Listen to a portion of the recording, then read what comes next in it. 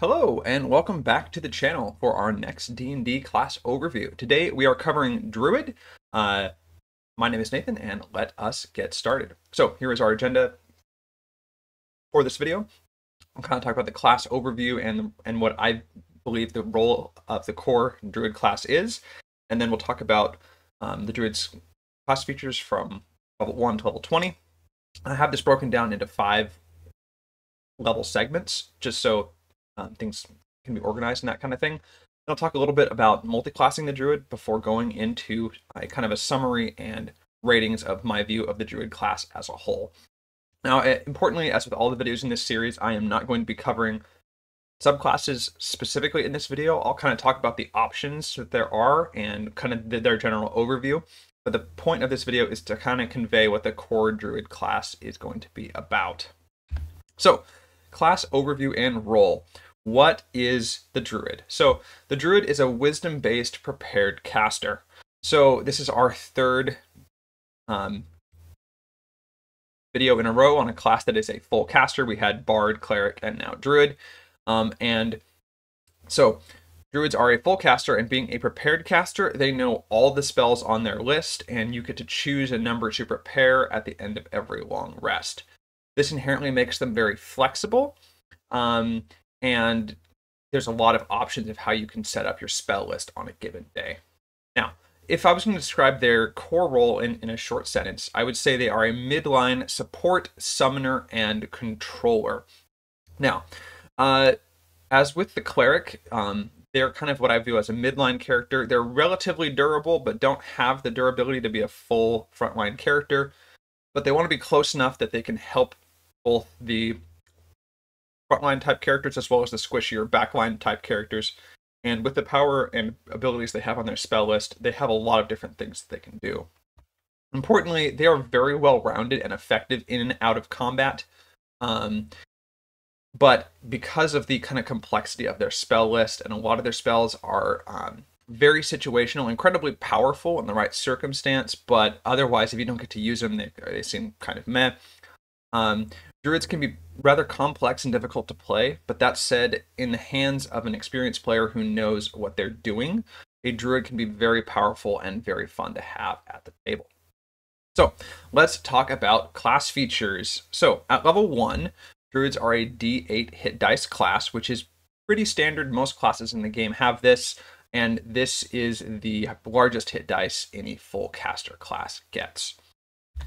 In terms of their proficiencies, they are proficient with light armor, medium armor, and shields. This means that your armor class should be relatively good. However, there is a big asterisk here, and that is that according to the rules as written, Druids will not wear armor or use shields made out of metal. So you may have to work with your dungeon master to get the best medium armor made out of a different material. You could get your half plate armor made out of, say, stone or animal chitin or bone or that kind of thing, and this shouldn't be too heavy of a restriction, and a lot of DMs will often waive this, but it is in the core rules that Druids can't use metal armor or shields. As for their weapons, they don't get anything nice like a lot of other classes do in terms of you get simple or simple and martial. They have a huge list of weapons that I've typed out here. But for the most part, the core Druid class does not want to be using any weapons.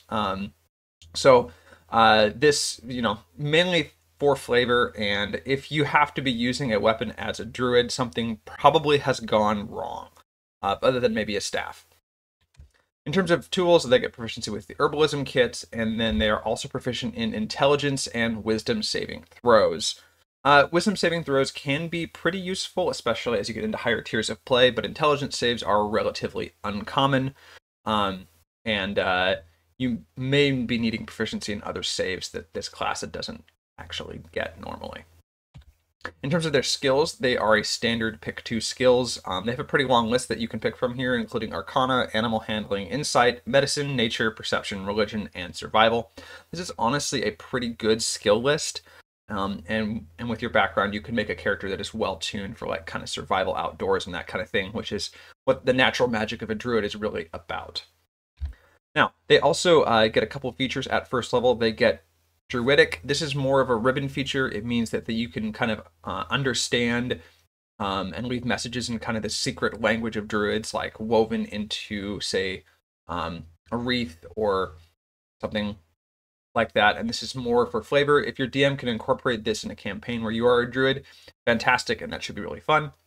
In terms of their spell casting, again, they are a full caster, so they have 2 first level spell slots at this level. They get to know 2 cantrips off the druid list. They can use a druidic focus, which includes a staff, as your spellcasting focus. You can prepare a number of spells equal to your level plus your wisdom modifier, as you are a wisdom-based caster. They also have the ritual caster feature, so they can ritual cast any spell that they have prepared that has the ritual tag. Now, in terms of the druid's cantrips, they actually have a lot of really good ones.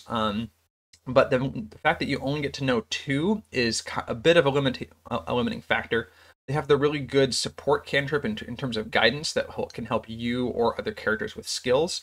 And they have a few rather interesting cantrips for doing damage, namely Thorn Whip, which can potentially pull an enemy closer to you, as well as Shillelagh, which can let you use your quarterstaff as a wisdom-based melee weapon. Those are both pretty interesting, and they have some other interesting ones as well. But in terms of, the actual damage dealing, none of their cantrips really stand out like something like a Warlock's Eldritch Blast. In terms of their first level spells, they do have access to Absorb Elements, which is a good kind of defensive spell.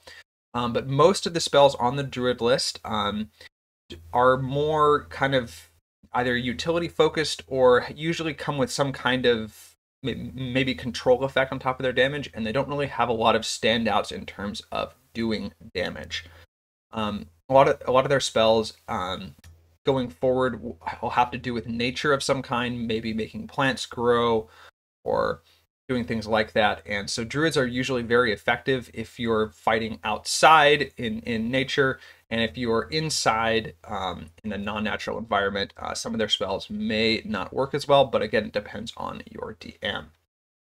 So at level 2, they are a full caster, so they will follow that spell slot progression the whole way through.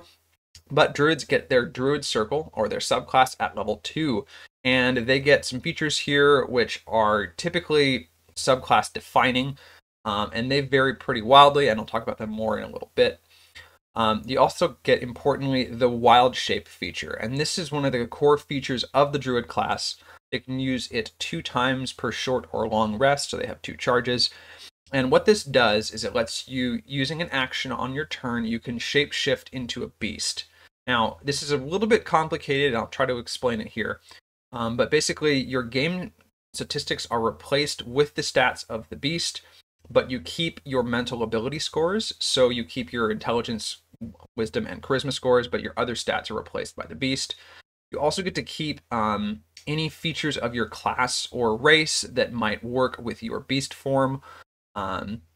So for example, if you are a monk or a barbarian, you could potentially use your unarmored defense feature while you're in your wild shape form. Additionally, you get all the hit points of the beast, and they go on over your current hit points, almost like you're putting on a suit or a skin. And once those hit points are depleted, you revert to your human form of whatever your health was before you shifted. So it's almost like temporary hit points, but you can stack it with temporary hit points. Another important restriction here is you can't cast spells while you're wild shaped, but you can keep concentrating on them. So if you've cast a spell like, say, Call Lightning, that lets you call down a lightning bolt each turn, if you cast that before shifting, you would be able to continue to call down the lightning bolts while you are shape shifted. You also retain all of your skill and saving throw proficiencies, in addition to gaining those of the beast if they're higher than yours. And there's also a little bit of a limitation on the challenge rating of the beast that you can shift into. At this level, you can shift into any beast of a challenge rating of 1/4 or less that doesn't have a swimming or a flying speed. So an example is like a standard wolf. You also get the Wild Companion feature here, which lets you expend a use of your wild shape to basically cast the Find Familiar spell. And it's important to mention the duration of your wild shape as well as the duration of your Wild Companion They last for a number of hours equal to half of your druid level. So at this level, you'd be able to stay in wild shape for an hour at a time, and you could have a familiar for an hour at a time. And with just the core druid class, your wild shape doesn't. It's going to be more of kind of a utility thing. You might shift into an animal to infiltrate, or maybe run down enemies because you might be able to move faster as a wolf than as your normal self, or something like that. And with the exception of one of the druid's subclasses, wild shape is not something you're really going to be using much in combat until potentially very late levels. But let's talk about what the different subclasses available to druids are. So the circles that they have from the player's handbook, you have the land druid and the moon druid.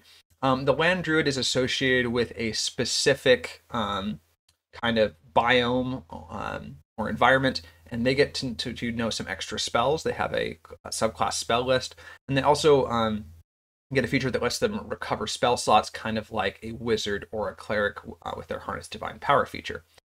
The Moon Druid, also out of the player's handbook, focuses heavily on the wild shape feature. This is a subclass that's very transformative to how the druid class plays, but basically they get to shift into more powerful beasts sooner, and are kind of all about maximizing that wild shape feature. From Xanathar's Guide to Everything, we got the Dreams Druid and the Shepherd Druid. The Dreams Druid is kind of more focusing on healing and utility, and the Shepherd Druid is really leaning heavily into the summoning kind of aspect of the Druid, and they have a lot of things that will buff creatures that you summon as a Druid. From Tasha's Cauldron of Everything, we got the Spores Druid, the Stars Druid, and the Wildfire Druid.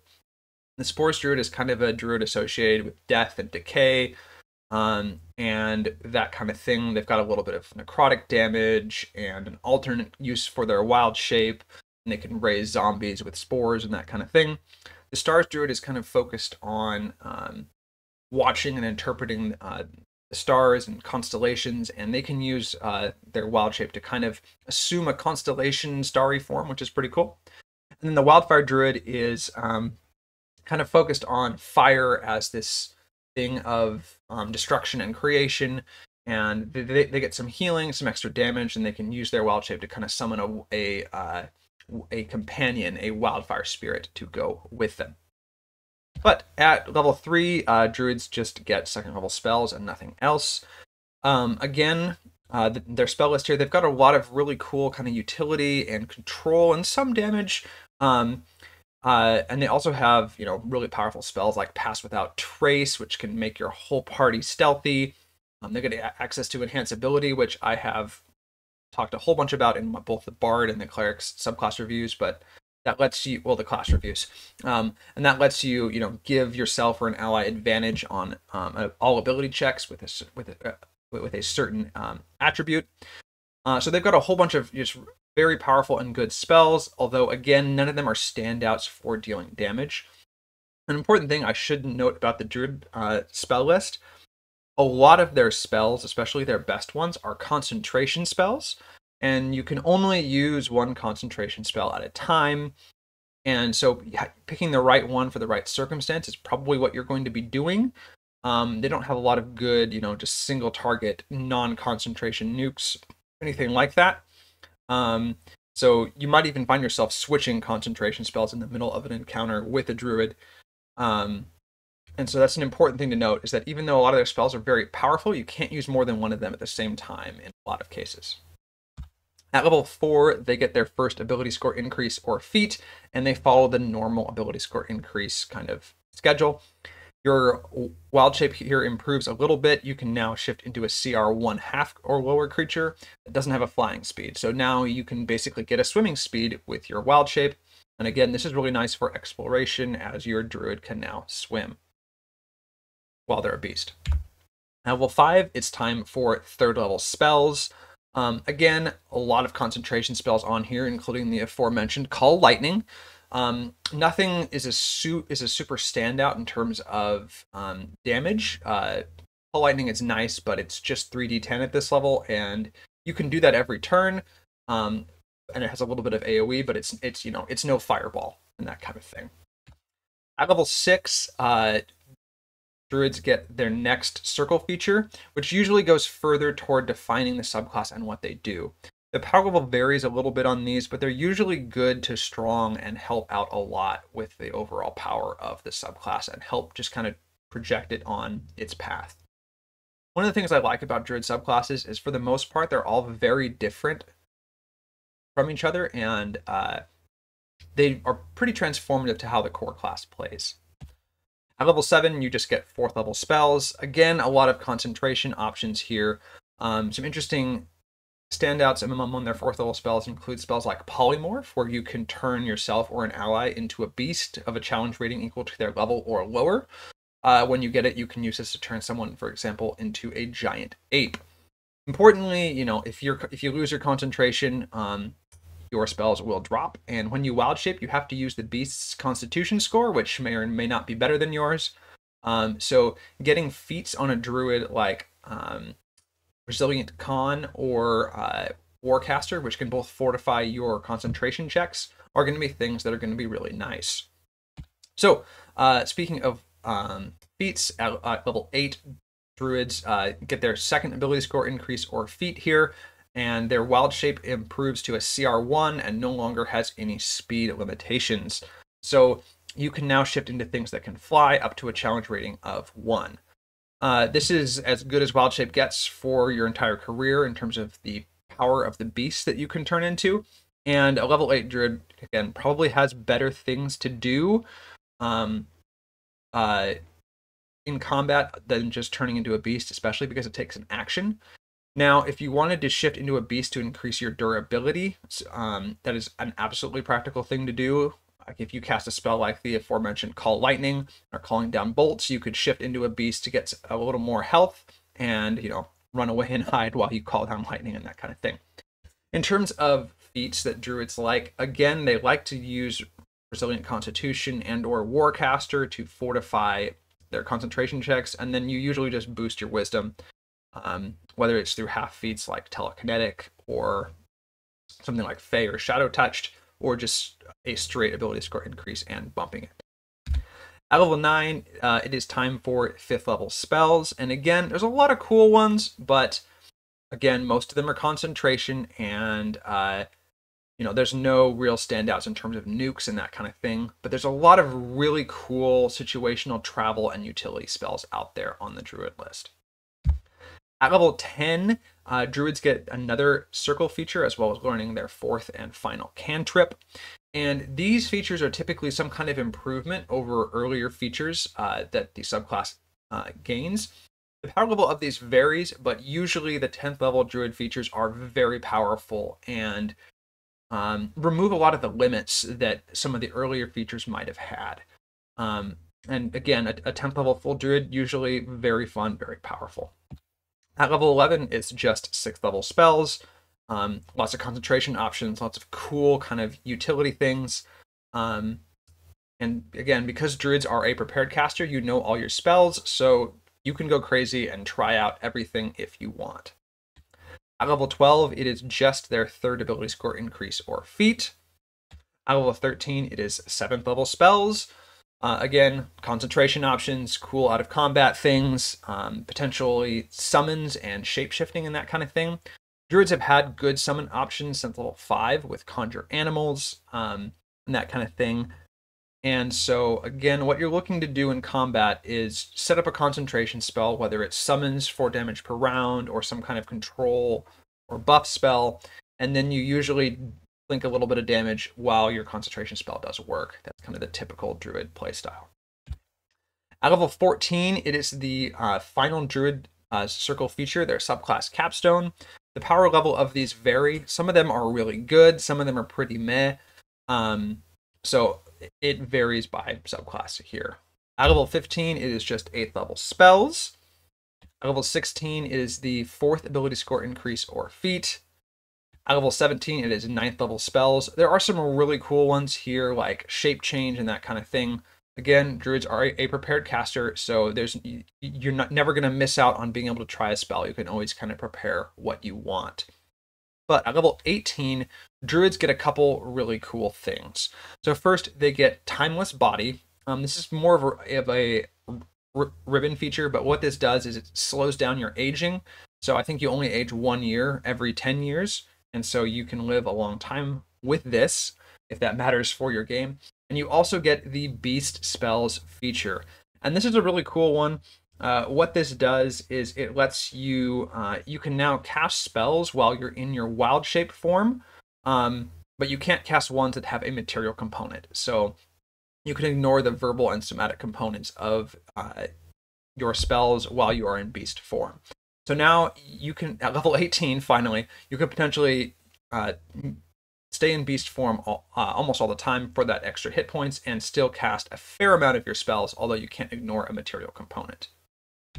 At level 19 is their 5th and final ability score increase or feat.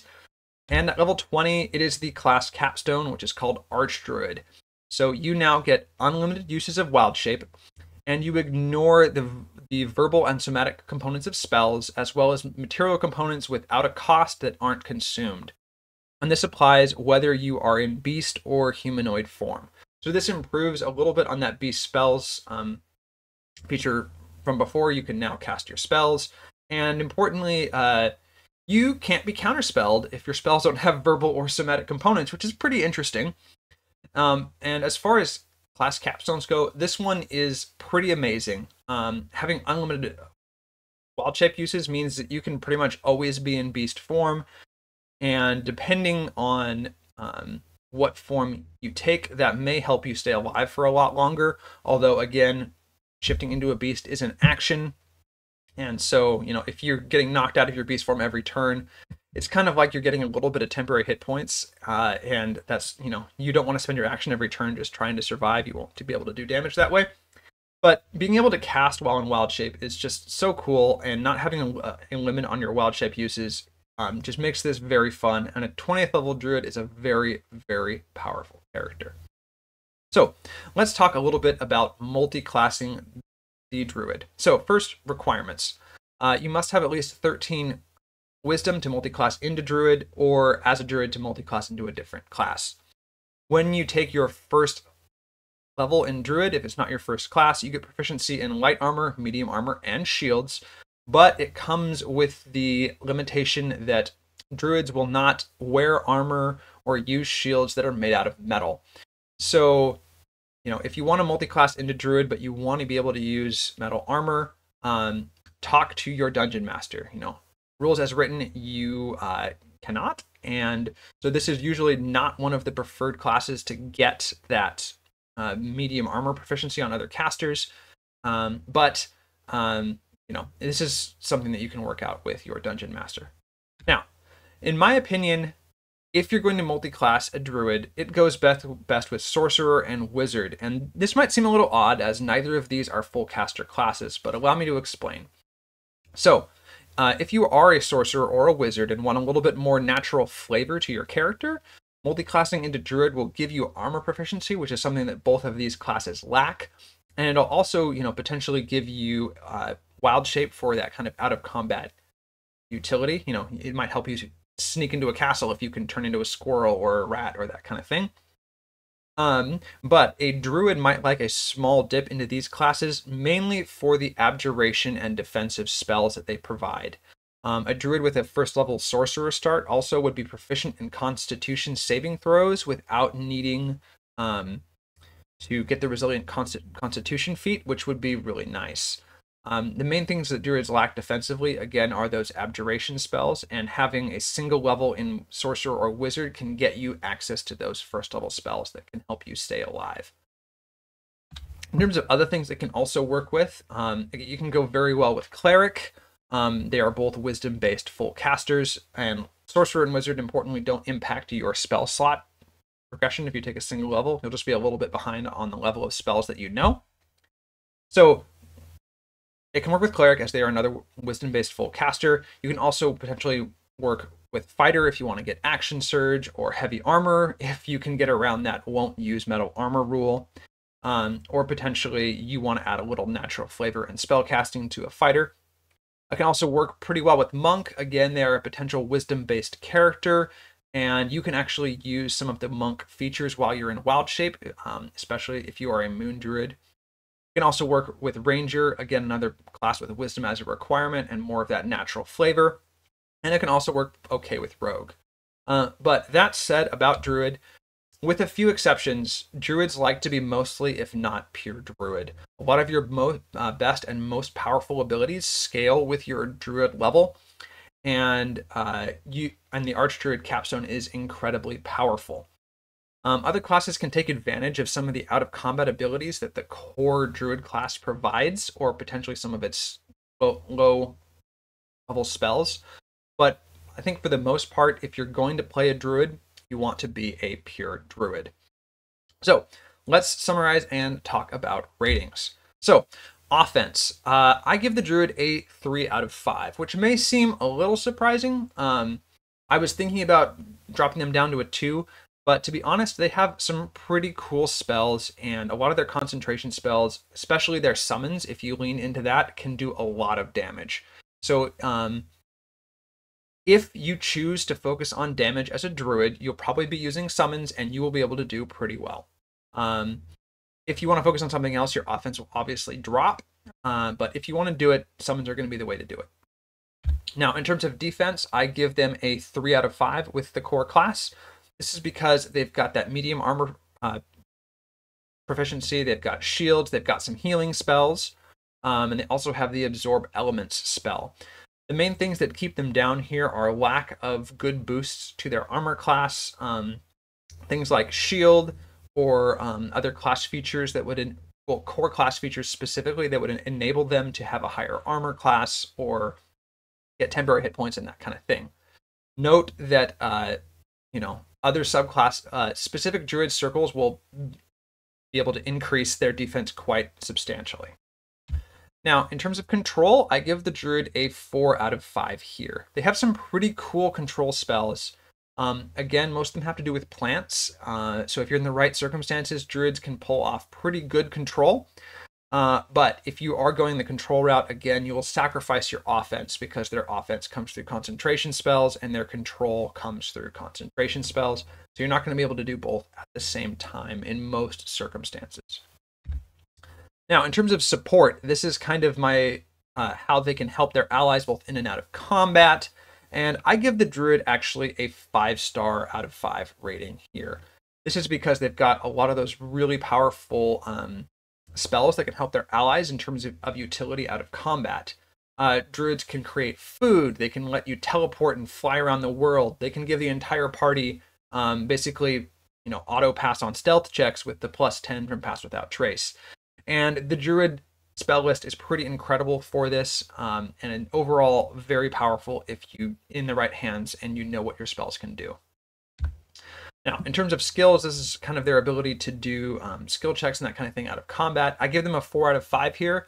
Again, they don't have any expertise like the Bard does, but they've got guidance, they've got enhanced ability, and they kind of have soft features, especially in Wild Shape, that can really help with things that that you might otherwise do with skill checks. You can infiltrate places as a rat, you can scout, you've got that Pass Without Trace to help the entire party sneak in, and Druids are just very helpful to have around in any circumstances that require skill checks. Now, that should be a Druid picture, but that's okay. In terms of complexity, I give the Druid a 5 out of 5 here. So the way the complexity rating works is a higher complexity class is more difficult to play, and a lower complexity class like the Barbarian is very easy. So Druids, even though they're a prepared caster, they have a lot of choices, and getting the most out of a Druid really requires you to know your spell list, understand how your spells work, and be able to pick the right one for the right circumstance. The Wild Shape feature is also kind of complicated to use, and there's a lot of different choices about that. You'll have to read a lot of books to find out your options about what Wild Shape is. And so overall, Druid is a pretty darn difficult class to play. But in the right hands, it can be very fun, very powerful, and having a skilled Druid player at your table is an absolute joy to play with. So, thanks for watching. I hope you enjoyed this overview on the Druid class for Dungeons & Dragons 5th edition. What do you think? Do you agree? Disagree? Have you ever played a Druid? If so, please let me know and share your opinion of the Druid in the comments. Again, my name is Nathan, and I will see you next time for our class overview on Fighter.